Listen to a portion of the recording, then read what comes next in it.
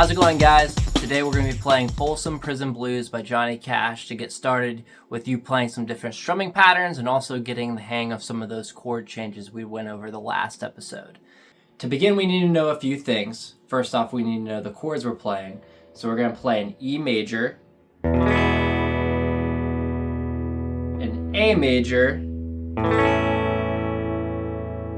and a B7 chord. Now this is a new chord for you. So we're going to take our second finger and play the second fret of the A string, our first finger and play the first fret of the D string. Take our third finger and play the second fret of the G string and our pinky and play the second fret of the E string. And I'll throw a chord chart up so you can see it, and we're going to strum this chord from the A string down.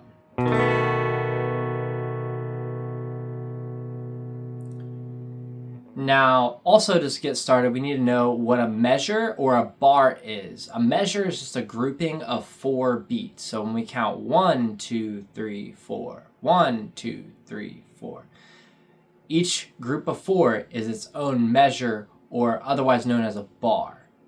So this song is what's called a 12-bar blues, meaning there's 12 groupings of 4 in the song. Now this is not a traditional 12-bar blues. This actually kind of turns the 12-bar blues on its head, and instead of 12 bars it's actually 11 bars, but we'll get more into that as we go. But what you need to know is we're going to play E for 4 bars, meaning we're going to count to 4 times on E.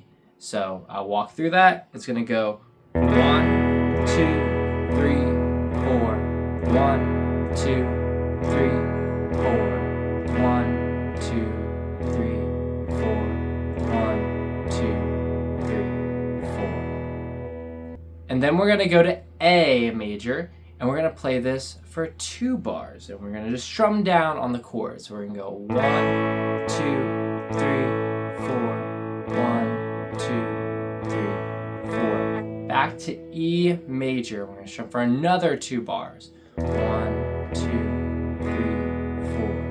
1, 2, 3, 4. Now we're going to go to B7. And it's going to be 2 bars of B7. 1, 2, 3, 4. 1, 2, 3, 4. Now normally in a traditional 12-bar blues, you'd be strumming an E major chord for 2 bars, but we're just going to strum it for 1 bar here. 1, 2, 3, 4. And then it repeats from there. Now for the song, if we were to chart it out so we can get a good picture of what we're going to be doing here, it would be 4 bars of E, 2 bars of A, 2 bars of E, 2 bars of B7, and then lastly only 1 bar of E. And this adds up to 11 bars, or 11 measures. Now I want you to follow with me, and we're just going to strum down for right now. We're just going to strum through this song. Now I want you to follow along with me. We're going to strum through these chords, and I want you to count out loud with me. And I'm going to give you what's called a count off, where I count to 4 before we begin playing. It's kind of like a ready, set, go. So here we go. 1, 2, 3, 4. 1, 2, 3, 4. 1, 2, 3, 4. 1, 2, 3, 4. 1, 2, 3, 4. A, 1, 2, 3, 4. 1, 2, 3, 4. E, 1, 2, 3, 4. 1, 2, 3, 4. E7, 2, 3, 4. 1, 2, 3, 4. And E, 1, 2, 3, 4. So now what we're going to move on to is we're going to add a little more, something just a little more to give it some extra emphasis. So we're actually going to learn how to up strum. So when we're down strumming, we're kind of just letting the pick fall on our string. We shouldn't force it at all. It should just kind of glide over. And the same thing goes when we're strumming up.